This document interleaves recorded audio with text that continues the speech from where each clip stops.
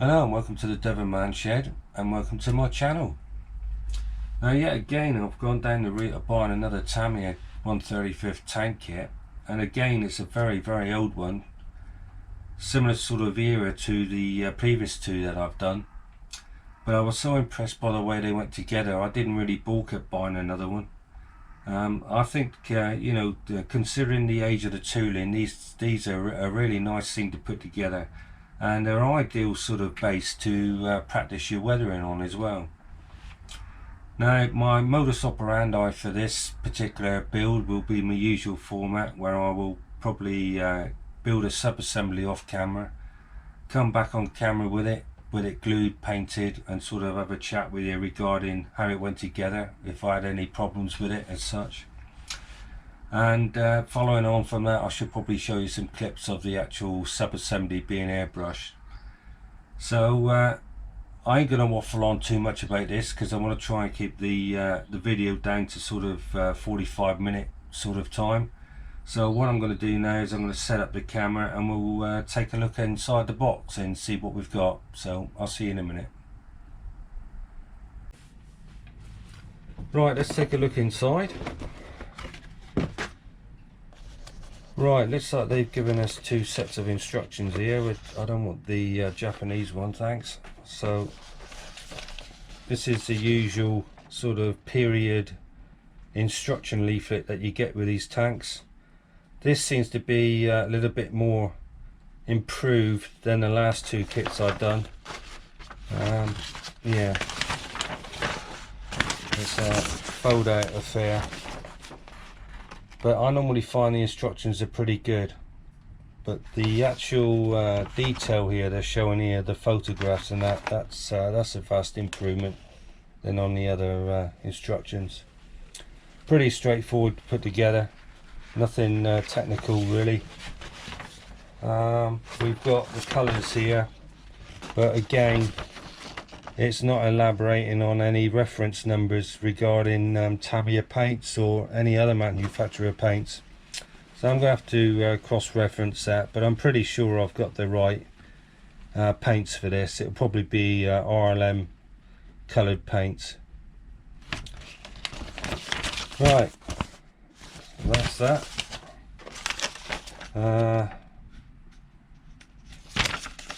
Yeah, don't know what that's all about. Never seen one of those before. Tech tips, this is for beginners. And here we have the sprues, and we have 2, 3, 4, plus some loose stuff in there. So let's take a look at these two first.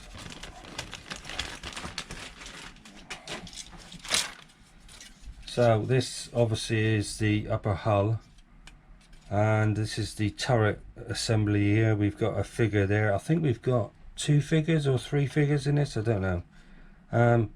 Yeah, I mean, to the naked eye it looks pretty good. Obviously when I assemble these small parts I use a magnifying lamp, and that can flag up flash. But like I say, to the naked eye it's pretty good. Usual Tamiya standard. And again, like I keep saying, it's a very old kit, and it's really good considering its age. Here we have the wheels, which is probably the very first part of the assembly. This is a bit that tends to be a bit time consuming really. There's various bits of detail there as well.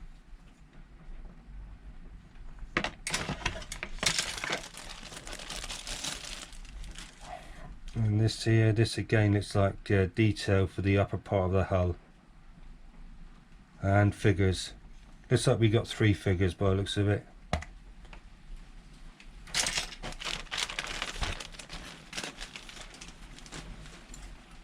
Again, we've got probably an idle gear and a drive gear with this, and the exhaust system there.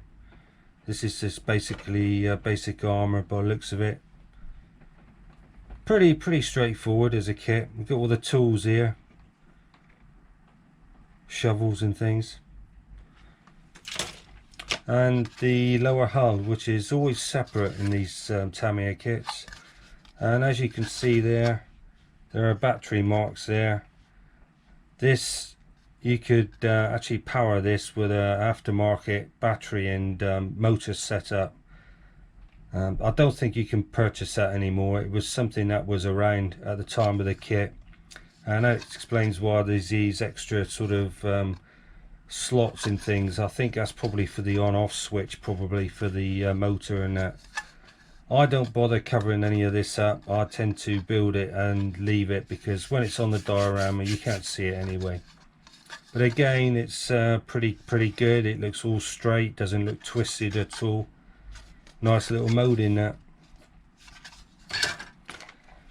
Got the usual tracks here in a rubber like material, which I struggled to glue last time.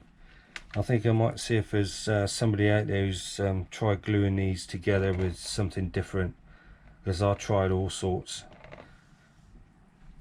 But other than that, pretty good quality, which is a good thing, because trying to remove flash off of a rubber material is a right pain. So thankfully, you know, the quality of those tracks are okay. These are the spacings for the wheels. I've got a feeling that these are like a push fit, and it allows the actual wheels in the track to revolve. It's for people to fit those motor setups. Whether I shall bother with these, I don't know. I might just glue the wheels. But yeah, spacers. Set of 4 there. I don't know whether they've broken off or whether they're separate, different size, I don't know. Right, we've got the decal sheet. You don't get much on a decal sheet for a tank. Looks like I've got a possibility of maybe 3 different sets of decals here. So that's pretty straightforward. I don't normally find a Tamiya decals a problem. Some people do, I don't, as a general rule. So that's what we've got in the box, folks. So what I'm going to do now is I've made this sprue rack, and what I intend to do is put them in alphabetical order. That's sprue C,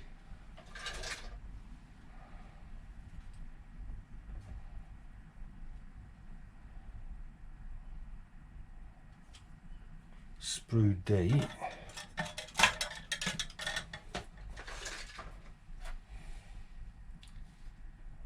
A, and that is B.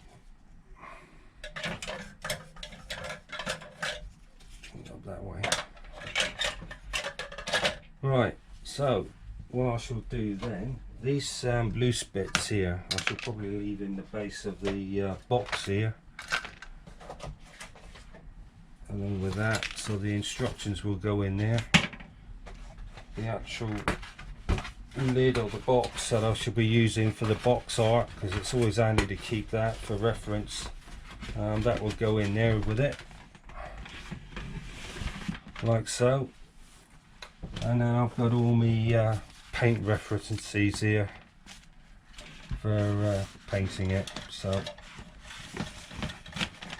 I really find that a lot easier to use when it's stacked like this. I used to find that to find a sprue when they're stacked up, especially when you've got a box of probably 8 or 9 sprues, they can be a pain, keep lifting them out the box and things. But I saw something similar to this on Amazon being sold, and I thought it was a bit naff. I didn't think it was that supportive, so I ended up making my own. And all it is a bit of alley sheet bent at a right angle with some plastic sheeting used as separators. And as you can see, I've printed the cavities there as well.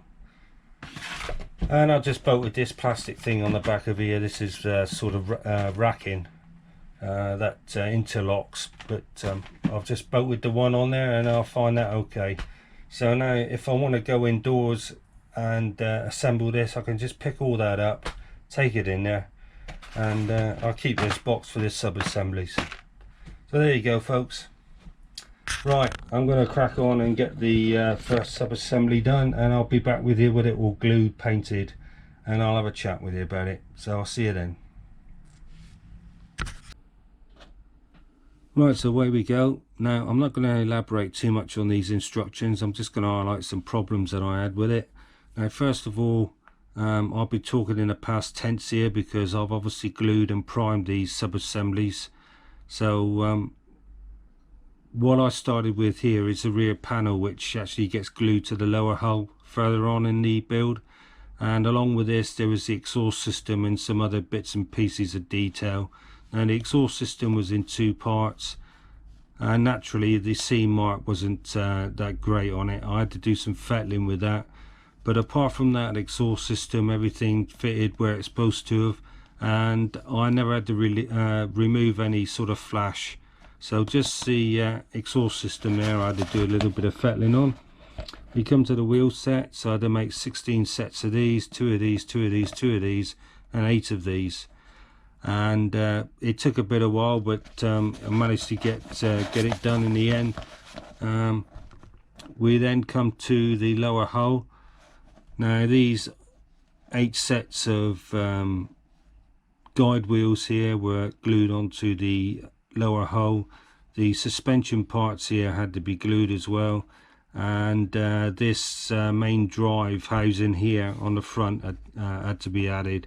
A couple of little bits of detail, and up to this stage here I was gluing everything with super glue, except the rear panel with the exhaust system on. I used my Tamiya ultra thin glue with that, but the small items I've super glued just to save a bit of time.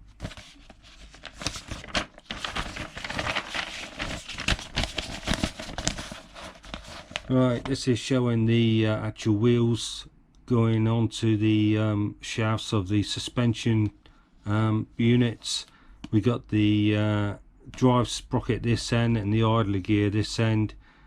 I got a feeling that the drive wheel was left loose, but the idler gear was left glued. I can't remember, it was one or the other anyway. But all these wheels will revolve except one set. There was a couple of hooks I had to add to it, and that took me to this stage here. So here we have it. Now everything seemed to line up okay. I didn't have any trouble with the wheels. Sometimes you gotta play around with these wheels because they go out of alignment, and sometimes it's down to the fit on the shafts. But these fitted lovely. I didn't have any trouble with these at all. Yeah, like I say, oh, that's the one that's loose. That and that one there's glued. So I've given it a coat of primer. I've got some runs here. I'm not bothered about runs when I go to weather vehicles, because actually when I go to weather this, these runs will pick up the weathering, and it will give it a bit of a look of distress. So I'm not bothered about runs in the primer. I've added a couple of details. I've got this towing rope, or there's I think there's two ropes there. I think there's two towing ropes there. And what else have I added? I think that's it actually. This is the exhaust system I was on about. So there we are, that's that bit there. Now normally I would go off camera now and build the next bit, but I've already done that. So what we'll do, we'll go on to this. This is the upper part of the hull. Now what it's saying here is there's an early version and late version. The late version, which was used in Africa, had these louvered panels, and if you want to do this particular later version, you use these panels instead of the standard ones. It also incorporated some extra armament here, but not yeah, armament, armor plating. I didn't bother doing that particular late model, but I have taken this bit of shelving here and added it to the early version, which will come apparent in a minute. I'll explain why. Basically these upper holes are just where all the fine detail gets glued onto, and it's saying the colours they need to be painted. Now what I've done here is I've blanket sprayed it with a primer, and I intend to blanket spray it with a top coat, and when that top coat's done I'll then go around with a small brush and paint these little details while they're in situ. Normally if I build a plane, things like this, I tend to paint before I glue them. On a tank I don't do that sort of thing. So this is excuse me, so this is where we come to the other side of the tank, and we've got some spare track links here and shovels, and I don't know what this is. This must be something to do with the track, the tracking. I don't know what that is. But anyway, all these bits I managed to put on. I didn't bother with this bit here. It was a bit ambiguous. I didn't really know where it's supposed to have gone. Where they're saying it's supposed to go there, it was overhanging the corner here, and I thought to myself, I'm going to bother with it, so I left that rail off, whatever it's for. So that's one omittance. I've got a couple of jerry cans. The bucket I didn't bother with. There's the tracks here that you can glue together and put on the tank as spares, which is what I've done. And yes, we come to this now. So this is what I've done. That shelving on the later version, I've actually added it to this one because I wanted to add these jerry cans and this spare wheel, and I found I didn't have anywhere to put them, so I just glued that bottom ledge there onto this. So a bit of artistic license there. Yeah, all the tools have been put in place. They all fitted well. The only trouble is I had a couple of holes that were covered in flash, but I just happened to poke my knife into the areas, get rid of the flash so that these tools could locate. And there's the spare set of tracks there that I've added. What else is there? Yeah, there were some steps as well. I think that set of steps there I've added. Yeah, so all in all, this all went together okay. Again, I've super glued everything, and I've added that seat there because they've given me 3 figures in the kit, but I'm only using 2. I'm going to use the commander who will be stood up in the turret, and the driver. There was a 3rd figure that was looked as if he was exiting the side of the turret. I've done away with him. I'm going to bother with him. Excuse me, getting dry. Yeah, so there you go. So that's that bit. So then we come to the turret.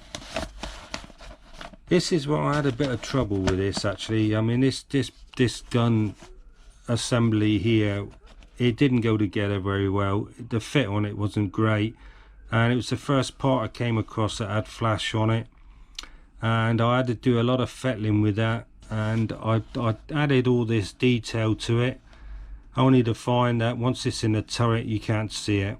And I spent a lot of time re-gluing these bits because they kept breaking, and in the end, once the thing was glued into the turret, it broke. Once it broke again, I'd done away with these parts. Now, what else was there? Yeah, the fit of the gun here wasn't great. Around this area I had to do some fettling. It was a little bit proud, I think, and I had to do a bit of filing, but other than that it all located and glued okay. But probably this came off Sprue B, and Sprue B seemed to be not as well molded as the other frames, probably due to a lot of wear. Now this went together okay. The actual turret itself, there was a seam at the back and a small seam at the front. Didn't have any trouble. There was a bit of play in the pin and the hole.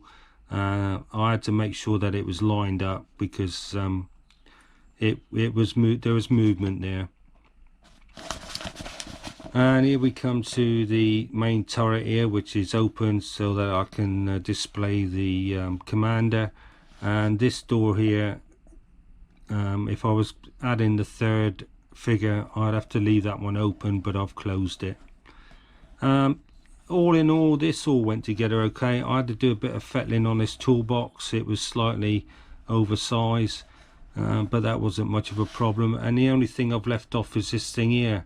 What a pain that was, trying to glue that, and I could see it breaking, so I just omitted it, got rid of it. So that's where we are with it. So here's the turret. It was a bit thought-provoking, this here turret business here, because it was a bit ambiguous again on the instructions as to which one went where and where it had to sit, etc. And I had to dry fit it several times before I got the actual procedure right, and making sure that they were the right way up, because they could actually fit upside down if you're not careful. I mean, the top one was obvious with the hatches here, but these two here, yeah, all a bit vague really. Yeah, all in all, that's turned out okay. That I haven't had no problems with that. You know, it's for the age of the kit, I haven't had a great deal of flash. It's just the C marks when you join two halves together. You have to fettle them. Right, so my next stage now is to glue the upper hull and the lower hull together, and then I've got to spray the tank with its main colour, which I've still got to decide which colour I'm going to use. And then once it's been sprayed with the main top coat, I am going to add the decals. Now normally I spray my models with a gloss, because decals can silver if you don't put them on a smooth surface. I'm not going to bother with that, because this is being weathered.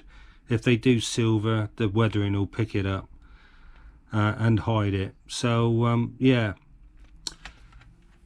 that's my plan of action. So you'll probably see me in the next clip where I've got this top coated and the decals put on, and also, oh yeah, all the little detailing I've got to do in the way of painting with the tools and things. That will all be done as well. So basically it'll be up and running, ready to be weathered, in other words. So I'm going to go off camera now and do that. Now before I go, I nearly forgot these. I've actually sprayed the tracks as well, and the two figures here. Now the tracks are going to be left off until I'm ready to put it on the diorama, and then I shall probably weather those. And yeah, I've again sprayed this with a primer as well, and the figures obviously are going to need painting, so I'll do that alongside the painting of all the tools. So there we are. So I'll see you in the next clip.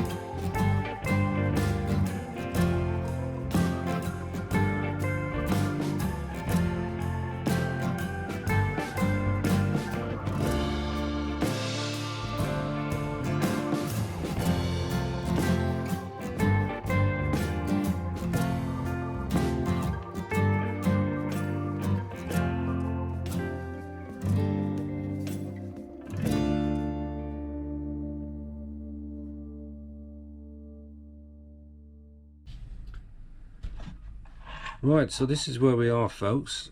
Now, I had trouble joining the upper hole to the lower hole, but that was my fault. I added a shelf at the back here to accept these jerry cans, and unfortunately that shelf was in the way. Now, I thought I glued it in the correct place, but I obviously haven't, because that shelf is supposed to be there for on the later models, so I don't know what's happened there. But anyway, I got over that. The spare wheel stayed where it is, and it's a bit gappy underneath, but it's a late 70s kit, so you're not going to expect you know, a perfect fit with these, especially when they're designed to have the upper hole removed to access the batteries and motor setup that was available for it back then. So that joined together okay. I then blanket sprayed it with a 055 black grey RLM 66, and I threw caution to the wind when I do me tanks, because I'm not too bothered about runs, because runs actually help pick up the weathering. But it looks like I've been lucky in that respect. I can't see any runs at all anywhere. So once that was done, it was a case of adding the detail here, spanners and things, links. I've got some links here and a set of tracks here. Now these I've already painted in a light brown and highlighted the detail with some darker brown. They're looking as if they're rusty, which is the effect I'm after, but of course my weathering powders will be going over the top of those as well. All the small details been painted, and the rear exhaust here has been done in a copper. Now this is obviously all bright and shiny at the moment, and as you can see it's a bit patchy. I want it patchy like that so that the weathering can pick up on the patchy parts of the areas where the paint hasn't been applied properly. So I'm hoping that the powders, particularly maybe a black weathering powder, will calm that down. So that's the hull put together, the details put on, painted, and then it was a case of the decals. There wasn't a great deal of decals required. A swastika either side, one of those either side, and one on the back. Now I had a bit of artistic license, so I've added some of the decals for the later ones on it, just because I thought it could do with well, it could do with more decals on it. Actually, it was looking a bit bland just with those on. Whether I put them in the right place, I've no idea. And again, a bit of artistic license, so at the end of the day, I'm not a rivet counter, so I'm not too bothered about it. So we are ready now to give this a wash and some powders. Now I watered down just ordinary brown paint to make a wash, and my powders I buy artist pastels. I put them in a bag and I crush them and I create powders using that. So that's the powders and the wash I'll be using, sort of homemade stuff. The tracks I've just sprayed with a khaki colour, and these obviously need bit of paint and powders attached, maybe a wash, I don't know yet, but these will be done right at the end. So my main objective at the moment is to do the main tank. So I'm going to set my camera up, and you can watch me do the weathering on it. It's my way of doing weathering.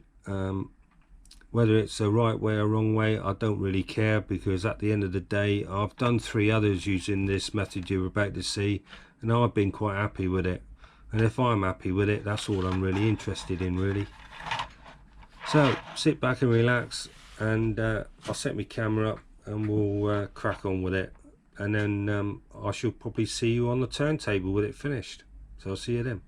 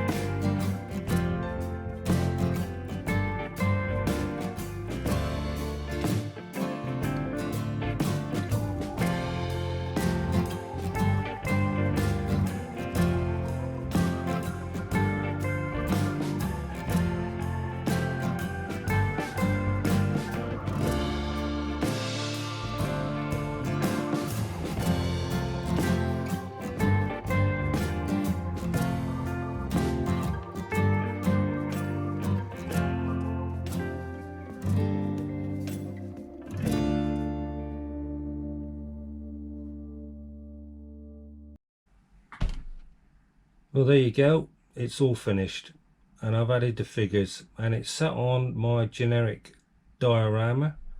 As much as I'd like to build a diorama for every tank build, I don't have the space to store it, unfortunately, so this is now probably the second tank that's actually been on this diorama.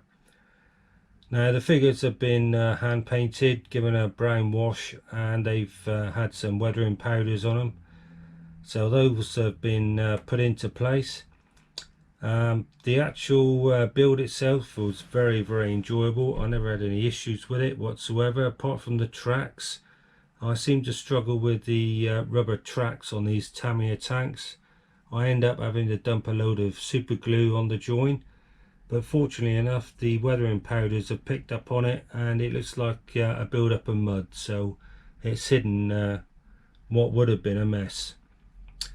All in all, a very nice kit. Yes, there's gap issues with the upper and lower hull, but then again it's a late 70s kit, and I'm not too sure whether when the motor and battery setup was available for this, whether those two halves had to be glued or not.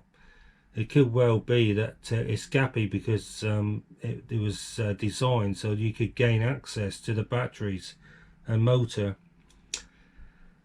So yeah, the paintwork went on okay. I never had any problems with the paintwork, and the tools and that were really nice. I never had any flash to remove off any of the plastic, and everything located where it had to go, and really enjoyed that. Now the weather inside of it was okay. I'm quite happy with the way that's turned out. As you see in me clips, I don't really mess around. I just dump the brown wash on, and I'll just literally attack the model with the powders. I don't really mess around too much, and this is the sort of look I get from it, and I'm quite happy with it. I'm impressed with the exhaust system there. I like the way that's ended up going from a shiny copper piece of plastic to looking a bit worn and rusty, sort of. I suppose I could have wished for a more rusted look, but I think it's okay. It's alright. And yeah, all in all, I really enjoyed that, and for 15 quid you can't knock it, really. You know, the some of these old models do have fit issues, but if you persevere with them and you intend to weather them, sometimes the weathering can hide these sort of faults, like I mentioned about the dumping of the glue on the tracks.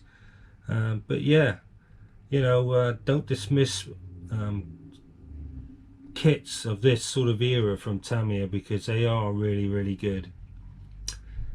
Right, so that's it folks, thanks for watching, and hopefully I should have another video up in a few weeks. I've been averaging about every 3 weeks with a video. I started off on a back foot just after Christmas because of the cold snap and Christmas itself. I just couldn't get my mindset right to come down here to do any modelling, but I'm back into the swing of it now, so hopefully there won't be such a big gap like I had just after Christmas. So yeah, take care out there. The jabs are appearing now. I'm about to have mine, so that's a nice thing to know that we're actually getting on top of this COVID, and hopefully in a few months time maybe we can have a better life out there perhaps.